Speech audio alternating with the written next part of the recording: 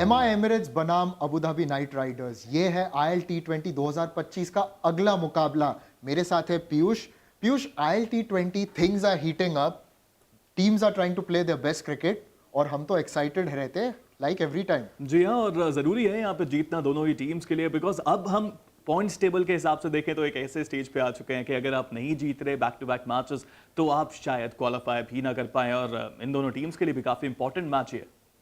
जी, बहुत ही important match है, मगर जरा हेड टू हेड जो आंकड़े हैं उस पर ध्यान दे देते हैं, क्योंकि आपको एक बड़ी इंटरेस्टिंग चीज नजर आएगी कि अबू धाबी नाइट राइडर्स ने अभी तक एमा एमिरेट्स के सामने खाता नहीं खोला है। ये बहुत बड़ी बात है, एंड मुझे लगता है कि यहाँ पे अबू धाबी नाइट राइडर्स और उनका पूरा मैनेजमेंट खेमा भी सोच रहा होगा आखिर हमने क्या कर दिया ऐसा कि हम जीत नहीं पा रहे हैं एमिरेट्स के खिलाफ। और एक अच्छी अपॉर्चुनिटी इस रिकॉर्ड को थोड़ा सा बेहतर करने का, वो 0 को 1 में तब्दील करने का, इससे बेहतर मौका नहीं मिलेगा इनको। जी, और आगे चल के अगर आप देखें तो अबू धाबी नाइट राइडर्स अपना पिछला मुकाबला हारे थे एमा एमिरेट्स के सामने। So of course winless across the 3 seasons, पहले 2 सीजन्स में 2 मैचेस ईच, और फिर इस साल एक मुकाबला उन्होंने खेला था। मगर एमा एमिरेट्स की बात करते हैं जो कि डिफेंडिंग चैंपियंस है, एक अच्छी स्क्वाड नजर आ रही है, काफी बैलेंस है इस टीम में। जी हाँ, बैलेंस बहुत अच्छा है। अगर आप कप्तानी की बात करें तो निकोलस पूरन भी अब काफ़ी समय से इस टीम के कप्तान हैं, और मुझे लगता है कि वो अब अपने प्लेयर्स को बहुत अच्छे से जानते हैं, खुद के गेम प्ले को बहुत अच्छे से जानते हैं, और जब रन बनाने होते हैं रन्स भी भर भर के बनाते हैं। वहीं गेंदबाजी क्रम की अगर बात की जाए, I think they have really good bowlers as well. हमने पहले भी इस बारे में बात करी कि अल्लाह गजनफर एक काफ़ी उभरते हुए सितारे, उन्होंने भी काफ़ी अच्छा प्रदर्शन किया है पिछले कुछ समय में। बट वकार सलाम खेल, फजल हक फरूकी, ये जो गेंदबाज हैं ये गेम का रुख ही बदल देते हैं एमआई एमिरेट्स के खेमे में।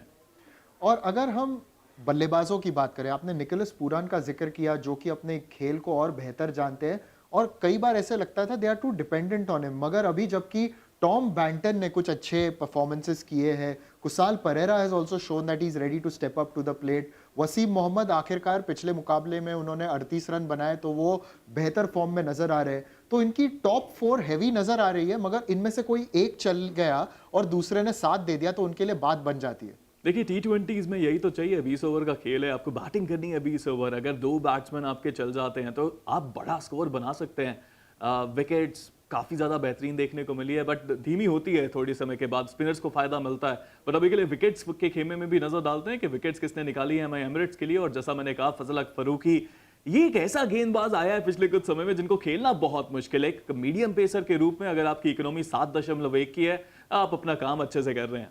अच्छे से कर रहे हैं, क्योंकि इन्होंने कब गेंदबाजी की है सबसे मुश्किल दौर में, एक तो पावर प्ले और फिर अंत में आके गेंदबाजी करते हैं।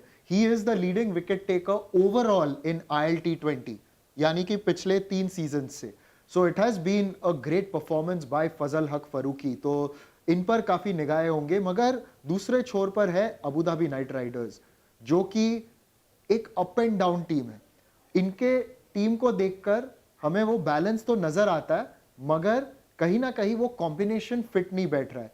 और एक बात आप याद रख लीजिए पीयूष कि फिल सॉल्ट अभी इंग्लैंड की टीम के साथ भारत आए हुए, सो ही इज नॉट अवेलेबल। जी हाँ, पहले से ही परेशानियां चल रही थी यहाँ पे इस टीम के लिए, बिकॉज सुनील नारायण इतने अच्छी बैटिंग फॉर्म में नहीं चल रहे। बॉलिंग तो उनकी हमेशा लाजवाब रही है, लेकिन वो बैटिंग उनकी इतनी सही नहीं चली। पिछले मैच में हमने आंद्रे रसल को भी इतना अच्छा चलते हुए नहीं देखा। हाँ, आए थे, थोड़े आतिशबाजी वाले शॉट्स उन्होंने लगाए, लेकिन फिनिश नहीं कर पाए, जल्दी आउट हो गए। और भी बहुत इंपॉर्टेंट है, मुझे याद है एक इनिंग जेसन होल्डर ने खेली थी, एक ओवर में 24 रन बनाए थे, लेकिन वो भी उसके बाद आउट हो गए। पटरी को फंस चुकी है ये गाड़ी, आगे बढ़ नहीं पा रही है। किसी ना किसी को तो स्टेप अप करना पड़ेगा, एंड शायद हो सकता है वो गेंदबाजी क्रम में से कोई हो जो स्टेप अप करे। एब्सोल्युटली। और अगर हम अभी मोस्ट रन्स की बात करें for them, not very good numbers, क्योंकि आप एमआई एमिरेट्स की तुलना करें और इनकी तुलना करें तो एमआई एमिरेट्स के लिए 200 से अधिक रन टॉम बैंटन ने बनाए, पूरन 200 के करीब है, और कुसाल परेरा ने भी रन बनाए, and all 3 of them have scored more runs than all of them. जी हाँ, एंड यहाँ पे जैसा आपने कहा ना, सबसे इम्पोर्टेंट कि उनके पास अब उनका ओपनर भी नहीं है, सॉल्ट भी नहीं है, अब शायद माइकल पेपर पे उनको भरोसा करना पड़ेगा, तो नमक की जगह मिर्च आपको खेलती नजर आएंगी। बट जो क्लार्क एक अच्छी उम्मीद की किरण है, हालांकि वो स्ट्राइक रेट थोड़ी सी परेशानी में डालती है, क्योंकि हिटर्स की जब हम बात करते हैं तो आंड्रे रसल बहुत देर से आते हैं। आलिशान शर्फू एक मुझे लगता है कि काफी बेहतरीन बल्लेबाज साबित हुए हैं पिछले कुछ समय में इस टीम के लिए। एब्सोल्युटली। और अगर यहाँ हम इनके गेंदबाजों की बात करें तो Jason Holder, he is been very good.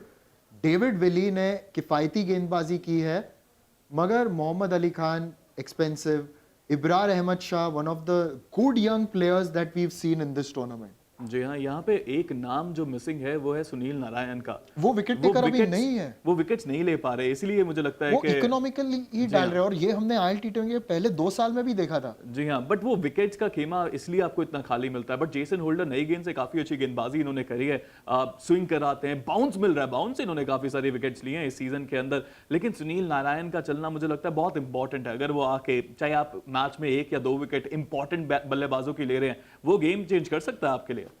बिल्कुल सही कहा आपने। तो so Piyush, all important question, who is gonna win? यार मुझे तो लगता है मैं एमिरेट्स फॉर्म अच्छी चल रही है, बैलेंस बहुत अच्छा है, they are going to win. मुझे भी लगता है, मैं यहाँ नहीं, यहाँ यहाँ पे। यहाँ, yes, MI Emirates are going to win, exactly जैसे पीयूष ने इशारा किया। एमआई एमिरेट्स ने पिछले मुकाबले में अबू धाबी नाइट राइडर्स को काइंड ऑफ डोमिनेट किया था, और मैं एक्सपेक्ट करता हूं कि हम कुछ ऐसे ही प्रदर्शन देखने वाले हैं उनसे। मगर आप भी बताइए, do you think it's going to be another dominating win for them, या फिर यहाँ पे अबू धाबी नाइट राइडर्स बाजी पलटेंगे?